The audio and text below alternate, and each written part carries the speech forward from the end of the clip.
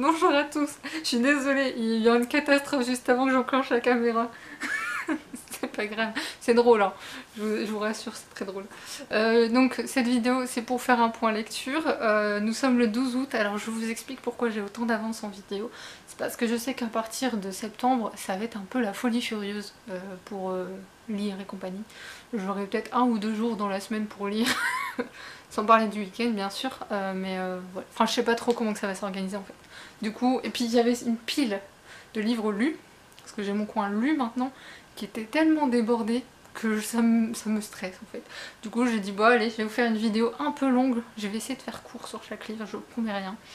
D'ailleurs il y a un temps pourri dehors, et il y a par moment de l'orage, et si vous entendez des stings, c'est pas mes voisines, c'est juste que la pluie tombe sur un tuyau dehors en fait, comme là. Mais bon, c'est pas grave, j'ai l'habitude. C'est un peu ma berceuse le soir quand il pleut. Donc, ce point lecture sera partiellement asiatique, partiellement fantasy. Je vais dire fantasy pour faire simple, mais c'est un peu plus compliqué que ça. Je vous explique au fur et à mesure.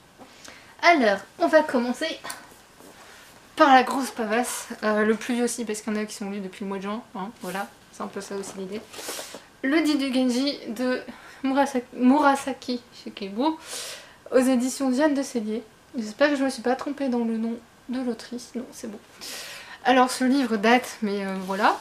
Je l'avais acheté il y a 1 an et demi, après les fêtes de Noël. C'était mon propre cadeau pour la nouvelle année. Il était en promo aussi, faut dire ce qui est.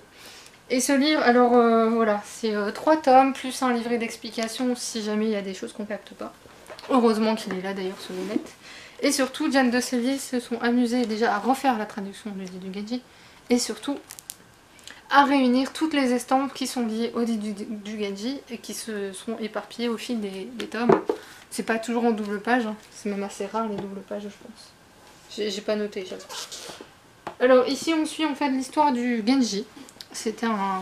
Il aurait pu être prince au Japon. Sauf que une tradition japonaise fait que lorsque un enfant naît, arrivé à un certain âge, au moment où il doit porter un chapeau, je crois, pour dire que voilà, il entre dans la vie du palais. On le fait passer devant une sorte de devin, je ne sais plus comment ils appellent ça. Et le devin va dire ne le nomme pas prince, enfin, il va y avoir, je sais pas, grosso modo, le Genji, enfin, s'il était devenu prince, le Japon ne serait pas ce qu'il est aujourd'hui. Du coup, l'empereur l'a nommé, enfin pas Genji, mais au fil des étapes, voilà, il est passé Genji. Et en fait, c'était un grand séducteur. C'est un peu le donjon japonais, pour faire simple. Et sauf qu'au Japon, voilà, à l'époque, c'était... c'était, voilà, on va dire ça comme ça. Mais c'est écrit avec une poésie, une délicatesse, une douceur et une pudeur que je ne vois nulle part. J'avais lu plein de fois que c'était le texte japonais à lire pour comprendre le Japon, et c'est tellement vrai, mais tellement vrai. Par contre, je comprends pas comment certains peuvent lire ça en 3 mois. Moi j'ai mis 1 an et demi parce qu'il fallait que je le déguste, il fallait que je prenne le temps de savourer. Et à chaque fois que je lisais très peu à côté en fait. Parce qu'une page, vous en prenez beaucoup, mais à tous les niveaux, toutes les strates quoi. Aussi bien au niveau du style qu'au niveau de la culture générale, au niveau de tellement de choses. Après c'est romancé, hein. Faut dire ce qui est, c'est romancé par rapport à ce qui s'est réellement passé.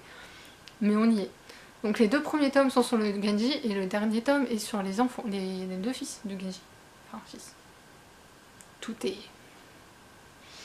On peut en discuter longuement, mais faut avoir lu pour comprendre où je veux en venir. Mais c'est très compliqué d'expliquer ce livre parce que vous avez vraiment... C'est un pays qui est vraiment autour de la culture, autour de l'art. On en parle tout le temps de l'art japonais, on parle tout le temps de l'écriture, de la musique, de la danse, du chant.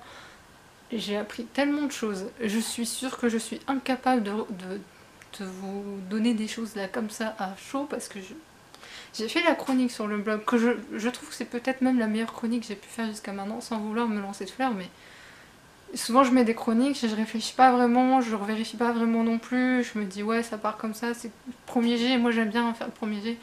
Quand je retouche c'est que je suis pas sûre de moi ou alors que j'ai trop de choses à dire ou que ouais, il y a toujours un truc. Celui-là j'ai redouté de faire la chronique. Et pourtant quand je m'y suis mise, c'est venu tout seul. Et quand je l'ai relu, j'ai fait ouais c'est ça que je veux dire. Ça reflète bien mon état d'esprit par rapport à ce livre. Est-ce que je le relirai peut-être dans mes vieux jours? Voilà, d'ici 40 ans, 50 ans peut-être, si je suis encore en vie, hein, parce que bon, j'en sais rien. Ouais, j'ai pas grand chose d'autre à dire, c'est... si vous voulez comprendre le Japon actuel, il faut lire ça en fait. J'ai retrouvé beaucoup de traditions qui existent toujours au Japon. Heureusement pas toutes, mais ouais, c'est assez dingue quand même. Ensuite, j'ai lu de Murakami, le maître incontesté, l'éléphant s'évapore suivi d'une nain qui danse. Le point commun, c'est l'éléphant entre les deux. Et l'obsession. Parce que dans ces deux nouvelles, le personnage principal est obsédé par quelque chose. Et son obsession va arriver à quelque chose. Soit en positif, soit en négatif. Ou ni l'un ni l'autre. Tout dépend du point de vue. C'est ça que j'aime bien en fait avec Murakami, c'est que ça dépend du point de vue de chacun. Et qu'il laisse le lecteur, grosso modo, ressentir les choses comme il l'entend. Et connaissant la méthode de travail de Murakami, c'est encore plus intéressant de le lire en sachant comment il travaille ses textes en plus. Bon, c'était sympa. Après, Murakami, voilà, je vous le présente plus, hein, je crois. Ensuite, Souvenirs de Séoul aux éditions Atelier des Cahiers. Il se trouve que je l'ai eu dans le cadre de la masse critique Baboyo du mois de juin. YOLO. Oui, c'est vieux, oui. J'ai appris énormément de choses sur comment la France a pu créer autant de liens avec la Corée. Je parle Corée en règle générale parce que voilà, c'est de 1886 à 1950 quand même ce tome-là. Parce qu'il y en a un autre. Hein. En fait, on nous nomme des personnages historiques français qui ont ramené la culture coréenne en France, qui l'ont enseignée, qui l'ont dévoilée.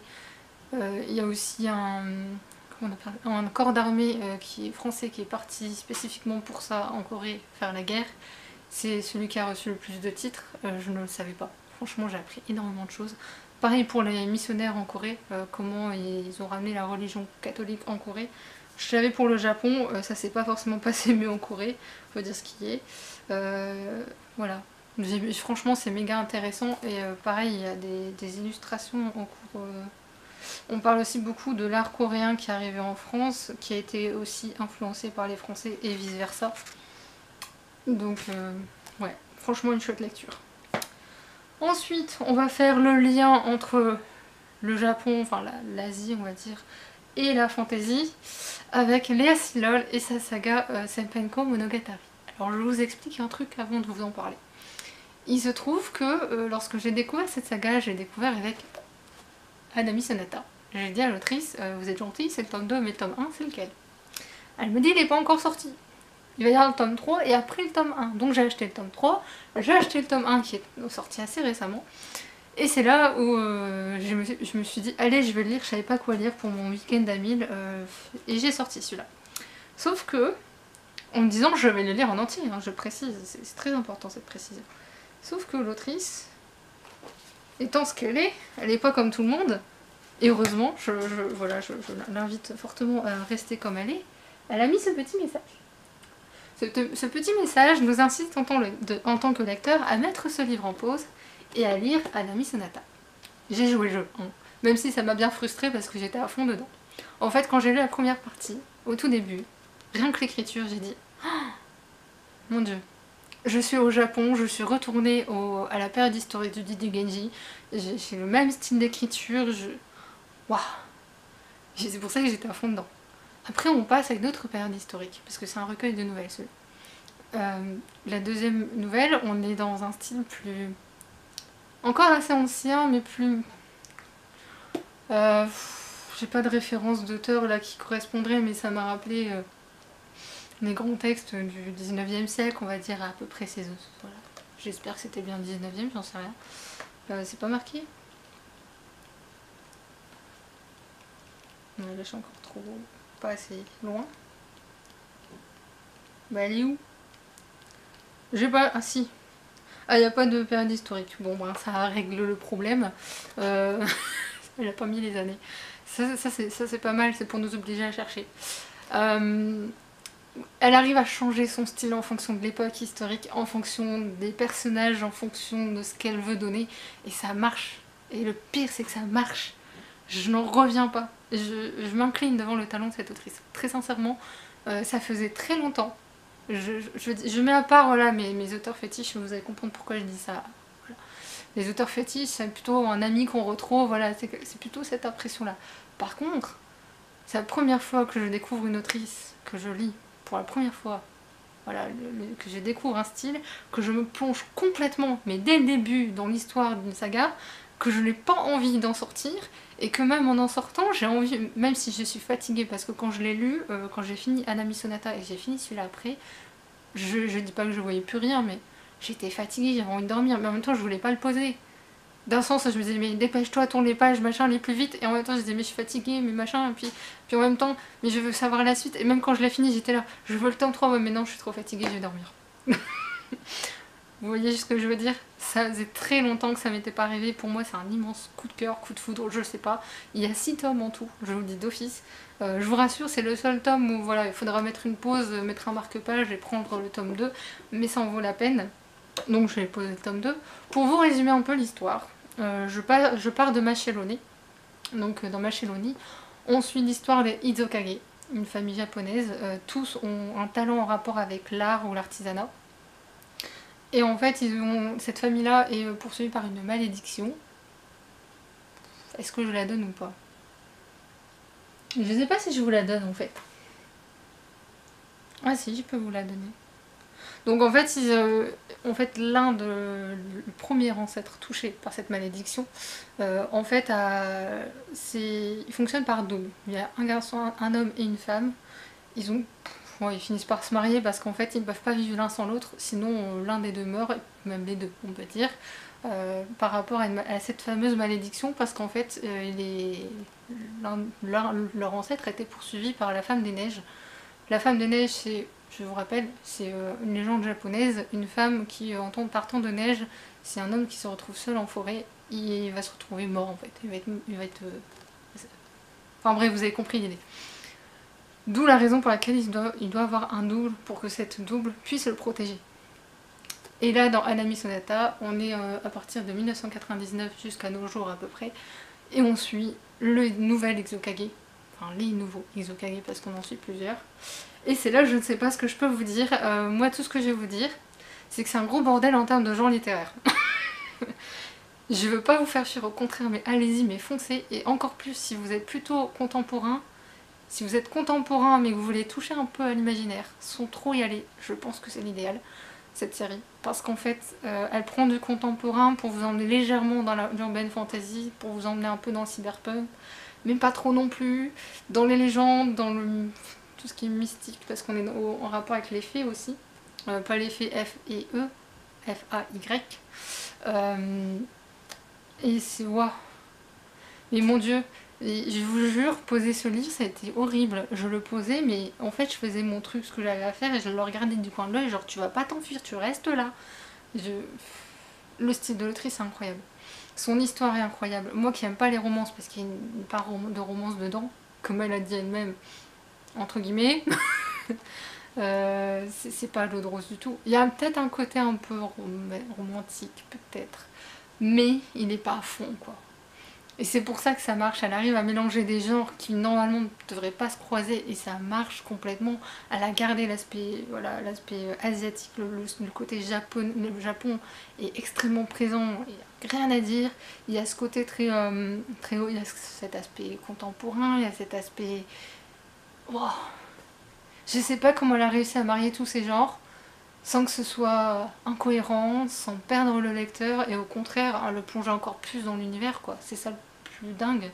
La seule chose qui m'inquiète, c'est qu'un de ces personnages qu'on ne rencontre pas, pour l'instant il est que mentionné, Saeru, est un geek absolument, mais absolu. Voilà, c'est un geek absolu. Et j'ai peur que par rapport au langage informatique, parce que personnellement, je m'y connais un peu, mais pas beaucoup, et les deux fois où elle le mentionne, j'étais là, en français ça donne. C'est le seul moment où... Mais ça passe très vite, on s'en fout, on passe. Et le plus dingue aussi, c'est que son livre, en fait, on ne sait rien. Je veux dire, à part la malédiction de la famille, on ne sait rien. Le gridlock, parce que c'est... Je peux pas vous l'expliquer là comme ça, sinon on va passer 3 heures. Mais le gridlock, en fait, qui est présent dans le livre, on ne sait pas ce que c'est. Et en fait, au fil des pages, on va le découvrir. Et moi au début j'étais à dire ouais tu m'emmènes quelque part, je sais pas où je vais, je sais rien, voilà, pour les personnages voilà, c'est logique, pour moi ça l'est pas. Mais on est à fond dedans, parce qu'elle a des personnages extrêmement forts, parce qu'elle a une écriture de malade, parce qu'elle a réussi à faire un truc que j'arrive pas à nommer. Je vais faire sa chronique, avec les 2 livres en même temps pour le blog, parce que voilà, je peux pas les séparer l'un de l'autre. Mais c'est dingue, le talent qu'elle a. What? Celui qui lit pas ce livre, je sais pas quoi lui faire. Et en même temps, je peux comprendre que certains puissent avoir un moment de recul par rapport à cette série, par rapport justement à ce mélange des genres, même si je le trouve parfaitement maîtrisé. Voilà, je voulais le prêter à ma mère parce que je pense que certains aspects lui plairaient énormément, mais par rapport au côté geek, j'ai un peu peur qu'elle se perde, honnêtement. Mais voilà. Et il n'est pas très présent, hein. Le côté geek, franchement, il n'est pas très présent. Et en fait, à la limite, c'est une excuse pour certaines choses dans le livre, en fait, je pense. Ensuite, Andrea Deslac, parce que oui, il fallait quand même bien que je vous présente la suite. Elle a sorti son 2e arc de Even Forest, qui s'appelle Les Autres de Darkwood, tome 1, tome 2. Je vous les présente en même temps parce que bon, je vais pas revenir sur l'histoire. C'est la suite en fait du premier arc, qui s'appelle... je sais même plus le nom. Even Forest, je pense que c'était. Le 1, il datait dans ma palle, et le 2, elle me l'avait envoyé gentiment en service presse. J'ai adoré. On a des réponses aux questions, il y en a d'autres qui se posent. D'ailleurs, j'avais même pesté à ce moment-là parce que j'avais une réponse. J'ai dit, mais enfin la réponse! Et l'instant d'après, tiens, pose-toi une question! Coucou Andrea Desnay. Je sais que vous allez regarder la vidéo. Mais franchement, je l'ai lu il y a un petit moment, donc j'ai un peu de mal à me souvenir de tout. Mais globalement, franchement, il y a des passages complètement dingues où ce serait une autre autrice. Je pense que ouais, je sais pas. Ouais, mais si, c'est dingue. En fait, j'adore. J'adore. Je sais qu'il reste 2 tomes. Je sais que le jour où cette série va être finie, je crois que je vais être en deuil. C'est pas possible. Elle a des personnages incroyables. Même les méchants. Les méchants, c'est plus des aliénés ou je sais pas, mais même les méchants, on s'attache à eux. Comment elle arrive à faire ça? Je dirais pas que je les approcherai dans la vie privée. Moi, je les vois, je pars en courant et j'appelle un asile psychiatrique. Mais qu'est-ce que je dise? Je peux pas trop en parler parce que forcément, si vous avez pas lu le début, voilà, je spoilerai beaucoup de choses, mais il y a des nouveaux personnages aussi donc, qui arrivent. Taylor est toujours mon chouchou, hein, soyons honnêtes. J'aime bien aussi le fils de Elsa, Jude. Jude est trop mignon. Mais le niveau de... Voilà, hein, cutissime absolu. Je me demande ce qu'elle va faire de ce personnage. Je me demande. Ensuite, l'avant-dernier, Steampunk Vision d'un autre futur aux éditions Le Pré au Clair. Bof. En fait, on vous fait une liste plus ou moins de graphistes ou dessinateurs qui se sont penchés sur le cas du steampunk. Et ouais, c'est pas les meilleurs que j'ai vus jusqu'à maintenant. Il y a un chinois qui est pas mal. Lui, c'est subjectif.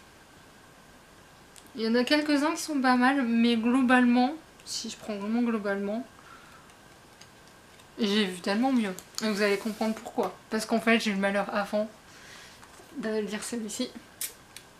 Effluvium de Didier Graffé et Xavier Mauméjean, aux éditions Brajlon. Il paraît très cher, mais croyez-moi qu'au vu de la qualité, moi je l'ai reçu, je l'avais acheté d'occasion parce que je m'étais dit je mettrai jamais 30 € pour ça. Et quand je l'ai reçu, j'ai fait my god, mais ça les vaut. Franchement. Mais franchement. Qu'est-ce que vous voulez dire de plus? Et il y a un graphisme en plus, je sais pas si je vais le retrouver. Ça m'a rappelé un jeu vidéo, l'un des rares que j'ai fait en entier. C'est celui-là. Siberia. Pour ceux qui connaissent pas, Siberia c'est un jeu vidéo avec ce type de graphisme dedans en fait. Plutôt difficile à faire, hein. Ça paraît pas mais plutôt difficile à faire. Que dire? Mais que dire? D'ailleurs je l'ai feuilleté devant ma meilleure amie qui était là. Elle me dit je veux ça pour mon anniversaire. Du coup il patiente là, puis ça fait déjà 1 mois et demi que je l'ai acheté, qu'il est là emballé, qu'elle le voit à chaque fois qu'elle vient, elle doit pester intérieurement. Mais je peux pas le cacher ailleurs en fait, c'est tellement grand ce livre. Bref, sur ce, avant que ma vidéo fasse 30 minutes, je vais m'arrêter là. Parce que là, je vous ai présenté assez le livre, je pense. J'ai fait du combo aussi. J'espère que ce point lecture exceptionnellement grand vous aura plu. Dites-moi en barre d'infos, en commentaire, s'il y en a que vous avez lu, qui vous ont plu, si j'ai réussi à vous en tenter sur certains. Parce que j'aime bien tenter les gens. Il n'est pas question que d'autres me tentent et pas moi, hein, quand même, soyons honnêtes. Dites-moi aussi s'il y en a par rapport à ces genres-là, si vous avez des zones, voilà, des livres inclassables dans vos pales ou dans vos bibliothèques. Dites-moi ce que vous avez lu, en tout cas, ou vous comptez lire et que vous peut-être... Coucou mes oiseaux, qui peut-être vous, voilà, sont inclassables pour vous. Dites-moi, j'aime bien lire des ovnis littéraires, c'est toujours plaisant de sortir de ces zones de confort, voilà, de ces cases. Sur ce, je vous laisse, je vous souhaite un bon week-end et je vous dis à très bientôt. Salut!